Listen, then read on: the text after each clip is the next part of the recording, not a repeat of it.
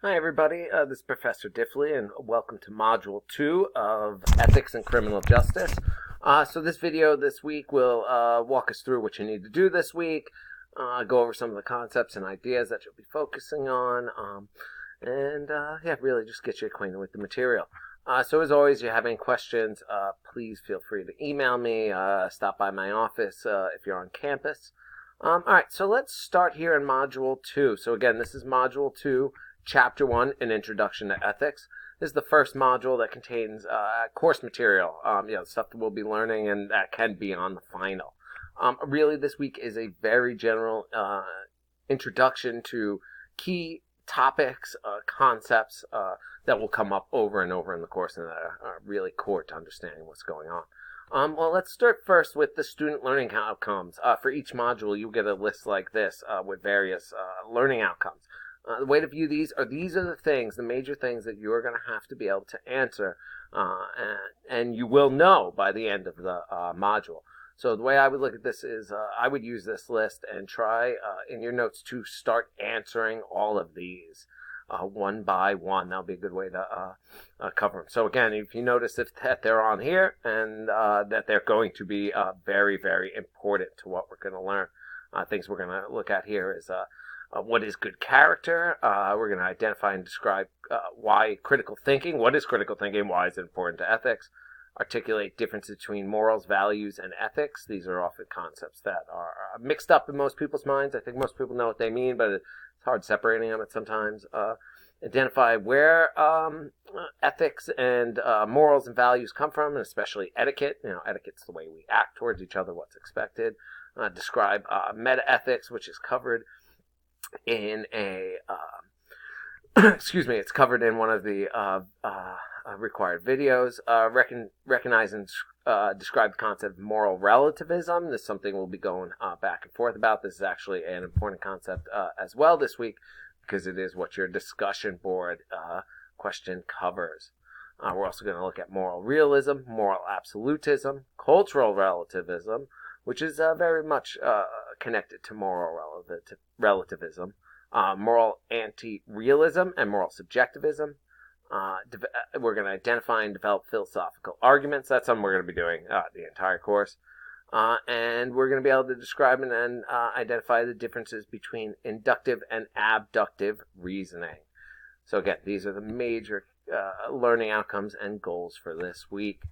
So next thing I just want to show you is a weekly work plan. I have these for each module as well. This is the way I would lay out the work for the week. Look at it as 8 bits here of information. You can do it in this order, whatever order you want. I do recommend, though, you do start with number 1. Actually, 1, 2, and 3. Really important. I would read, I would look at the lecture slides while I'm reading, and then I would go to the videos. And right now you're looking at this list of required videos here and saying, man, that's a lot. It does look like a lot, but most of these are actually about 1.5 minutes long at most, so it's really not going to take you that much time. Most of the videos, I'll give you required videos, will be no longer than maybe 15 minutes on the outside. A few of them will be even shorter, as we see here. So let's just look at this. Yeah, you just got to read Chapter 1. Make sure you watch all the videos. No websites this week, but yeah, make sure you watch all the videos. Again, there's the lecture slides. Always have these with you. And let's actually jump over to the lecture slides real quick. Again, for everything I'm going to show you in this class, there will be lecture slides. As you can see, that's how you view them, but I'll show you in this way. One thing important to note about the lecture slides is that for many of the slides, there are also notes that go along with them. So there's the information here in the main slide, but there is also a note section. Look at them as lecture notes, things I would have said in class if we were face-to-face. So those things in the notes are as important as the stuff in the slide. They expand on it. So how do you view the notes? Well, there's 2 ways to do it. One, if you look down here at the bottom, there's a thing that says notes. If you click on it, it shows you the note section. Then you can expand it at will. Another way to do it is just go to view, and go to notes page. Notes page helps here because it gives you, this is good for printing especially. This shows you the slide and then what's written there. Not every slide will have notes. Some will be a sentence, some will be much more. But again, make sure you view those. So let's start here. And you can see the learning objectives.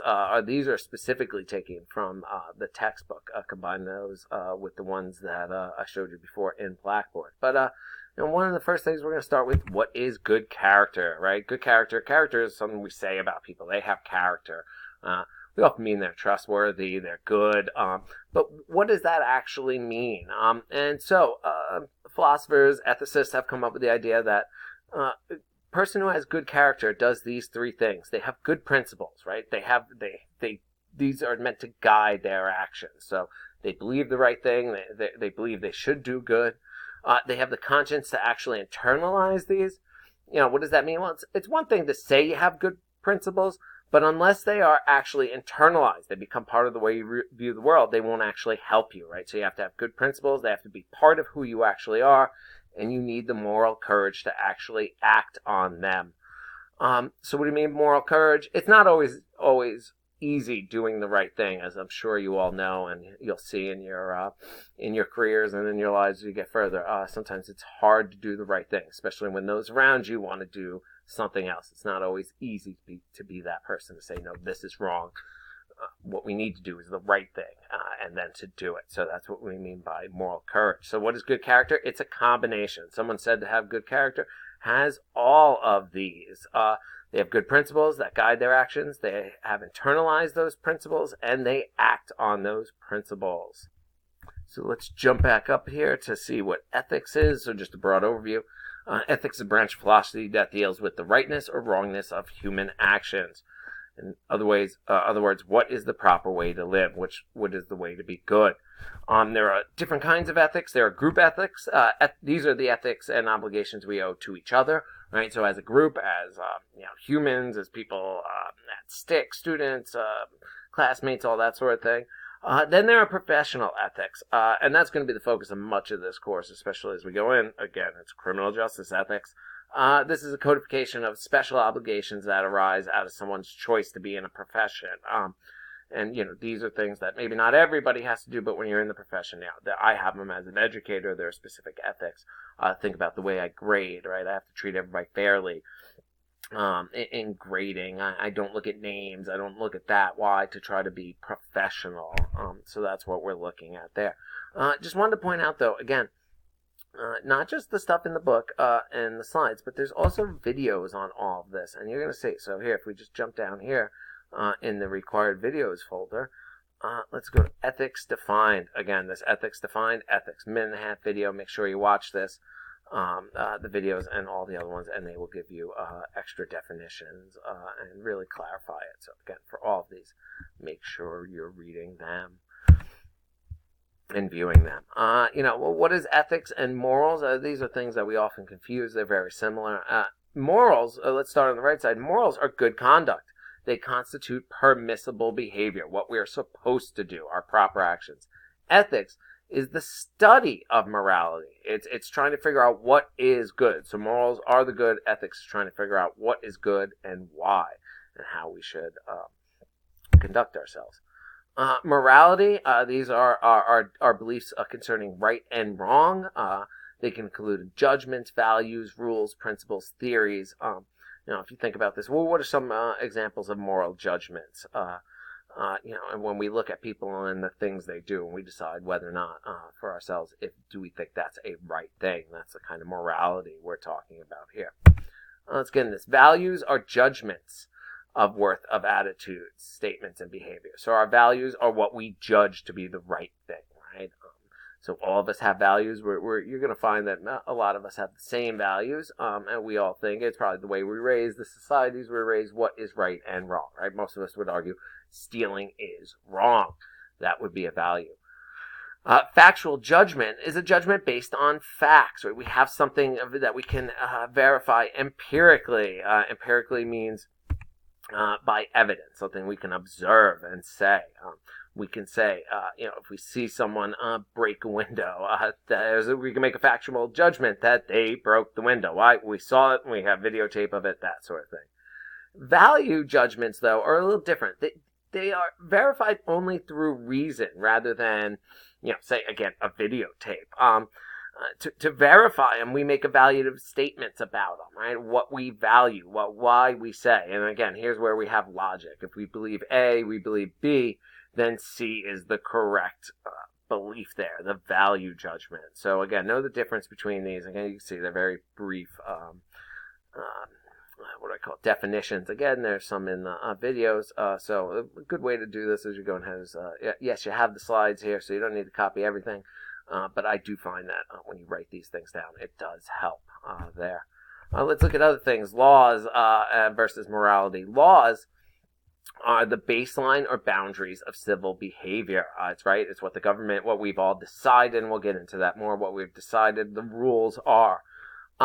Morals go beyond the law. Note this, that if you follow the law, you are not guaranteed to be acting morally. Laws are the basic thing, the basic here. One example.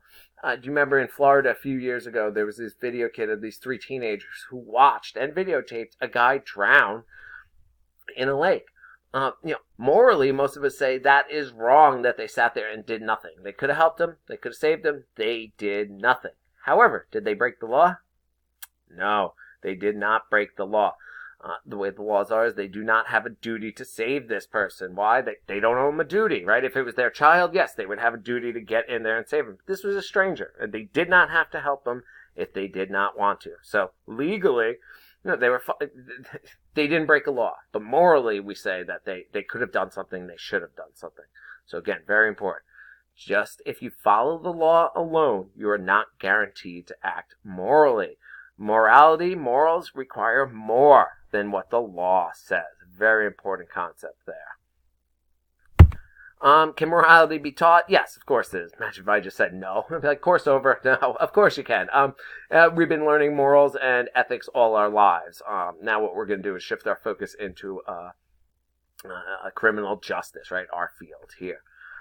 So where does all this come from? Morals and things like that. Let's start with manners and etiquette. These are the precursors to morals. What do we mean by a precursor? They come before. These are the things we learn, at a very young age often, that build into how we view the world. Etiquette is how we interact with each other.